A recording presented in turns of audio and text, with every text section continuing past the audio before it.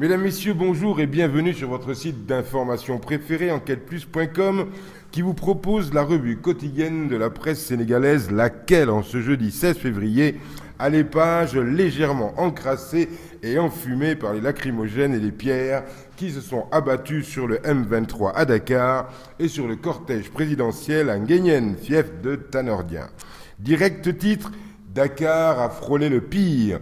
L'Observateur renchérit et barre sa une de ce titre. La campagne vire au drame. 3 morts dans le convoi d'Enias qui suspend sa campagne. Wade frôle le pire à Nguyen où une pluie de pierres a de peu manqué sa tête. La vitre du véhicule présidentiel cassée. Le M23 torturé par la police. Autant de faits développés dans l'Observateur et qui rendent compte d'une montée de mercure certaine sur le thermomètre électoral. Ça chauffe à la une de la Tribune qui titre « Idi malmené, Wade attaqué, Ibrahima Fall en héros ». Pourtant, la Bastille n'est pas tombée, écrit la Tribune qui relate que la manifestation du M23 n'a pas connu un franc succès et la police a pu s'emparer de la place en éloignant les manifestants à coups de gaz lacrymogène. La Tribune qui fait de Ibrahima Fall le héros du jour de cette marche réprimée par les hommes d'un homme, Ousmane, ce pauvre Ngom, comme le titre Félix Nzalé dans son coup de gueule de la Tribune, lequel l'homme, puisqu'il est ministre de l'Intérieur, pense être dans son bon droit de casser et de mater tout ce qui bouge. Ousmane Ngom, c'est le zélé par excellence du gouvernement Wade. L'opposition s'agite, Oussou envoie les chars de police écraser à mort les manifestants. Une presse dérange, l'homme à tout faire de Wade se dépêche d'envahir les locaux, de tout jeter dehors et d'incarcérer les journalistes. Même quand un chat miaule, le balèze Ngom est là pour lui fracasser la tête. Sacré maître, s'exclame Zalé dans la Tribune. Abdoulaye Wade, lui, peut dormir tranquille. L'intérieur avec Ngom est le symbole d'un État totalitaire, répressif et non décadent.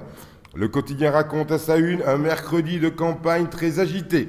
Des pierres à Wade, des lacrymos au M23. Le quotidien qui écrit que le M23 a réussi un coup de maître à la place de l'indépendance. Malgré l'interdiction de sa marche, les forces vives ont déjoué le bouclier des policiers préposés au Triangle Sud pour se retrouver à la place de l'indépendance avant que la police ne disperse la foule à coups de grenades lacrymogènes. Soro Diop écrit dans le quotidien qu'en dépit de tout bon sens qui veut qu'une disposition constitutionnelle soit au-dessus d'un arrêté ministériel, le ministre de l'Intérieur, de la Terreur, Ousmane Ngom, a pris la déraisonnable raison de maintenir sa décision d'interdire la manifestation que permettent et la Constitution et le Code électoral. Il ne comprendra jamais, se désole Soro Diop, engoncé et enfoncé qu'il est dans son zèle à effacer les traces de sa tortuosité, que l'excès rend grotesque. Pour Soro Diop, dans le quotidien, la barbarie policière pour garrotter la manifestation de l'opposition n'aura comme effet que de raviver l'étuve protestataire et la hargne contre la candidature de Wade. La dérive fascisante du régime n'illustre au fond qu'une réalité. La sombre lumière au bout de la pente crépusculaire d'un pouvoir en déclin.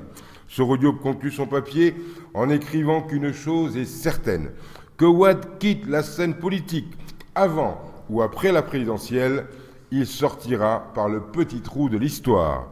Qu'il rempile et il ne régnera plus sur ce pays que par le glaive. L'As, lui, titre « Le M23 fait front, la police fait feu, Idi, bombardé de lacrymogènes, appelle les policiers à désobéir aux ordres illégaux et raconte comment Abdoulaye Wade a frôlé la catastrophe à Nguyen. Accueilli par une pluie de pierres et de brassards rouges, là s'écrit que la gendarmerie a croisé les bras et que les calots bleus ont brandi couteaux et machettes.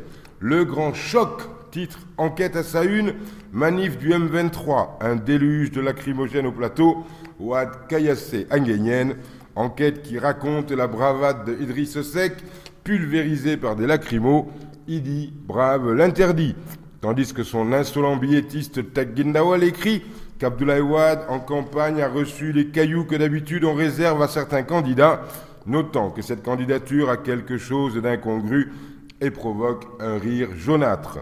Imaginez, Klaus Teggenauer, notre président si populaire, tant aimé de ces populations qui sont prêtes à l'élire au premier tour, comme on le crie dans ses meetings, obligé de venir comme un guignol accompagné d'une armée de policiers et de gendarmes armés jusqu'aux dents.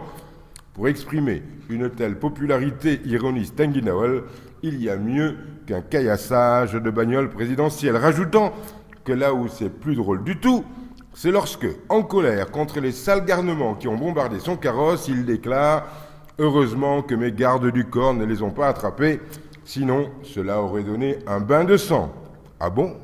Ils sont si violents, ces gardes du corps, se demande Candide, ce Teggenauer d'enquête. Eux, ces si doux agneaux? Un bain de sang? Non, on ne peut y croire, se rassure-t-il. Dans la rubrique « Ils nous prennent vraiment pour des demeurés », à la une du Soleil, cette précision de la Sénat qui affirme sans rire « Un logiciel de fraude ne peut fonctionner que dans un vote électronique ». Et il est arrivé à dire cela sans pouffer de rire. Bonne lecture. À demain, même endroit, même heure, même motif, même punition. Enquête plus, c'est plus d'infos, en mieux.